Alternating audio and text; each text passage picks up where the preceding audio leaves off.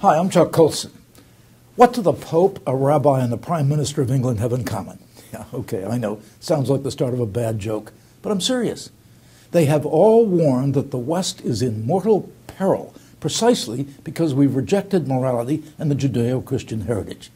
In his encyclical Caritas Veritae, the Pope identified the source of the economic collapse as the collapse of ethics and the rejection of morality, the abandonment of the Christian understanding of human development and flourishing. And surveying the wreckage in London, Prime Minister David Cameron, who's not known as a religious person, admits we've been too unwilling for too long to talk about what is right and what is wrong. We've too often avoided saying what needs to be said about everything from marriage to welfare to common courtesy.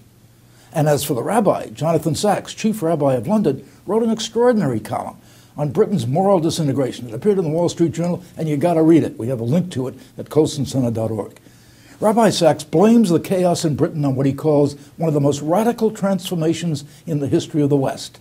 That was the abandonment of the ethic of self-restraint. The Judeo-Christian moral code was jettisoned.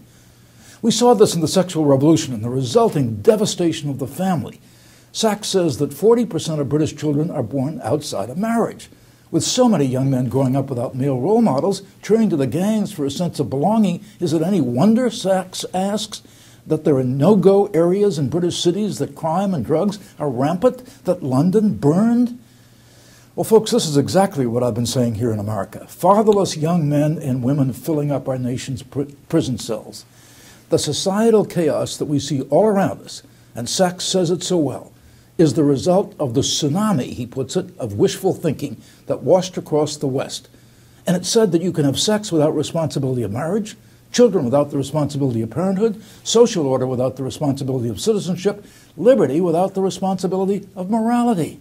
He put it brilliant. No one can accuse the Pope, the Prime Minister, and the Rabbi Sacks of being members of the religious right. But they agree with conservative evangelical Christians like me who have been saying these things for years. We've been mocked by the culture as being out of touch, behind the times, culturally irrelevant. But with a culture in Western societies literally coming unhinged, more and more other voices are being raised, not just those of conservative evangelicals.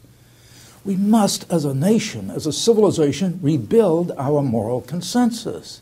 And we can. That's exactly what we argue in our DVD series on ethics called Doing the Right Thing, using natural law arguments that are familiar to believers and non-believers alike. I urge you to join me and Professor Robbie George and others for a national simulcast on Doing the Right Thing on September 24th.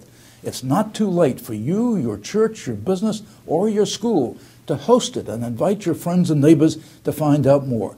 Go to doingtherightthingevent.com. Look, the first step to restoring the culture is to admit that things are messed up and to agree on why things are messed up. More and more people are waking up and realizing the awful price we have paid for, as Rabbi Sacks put it so well, jettisoning the Judeo-Christian moral code. I'm Chuck Colson. That's this week's 2-Minute Warning.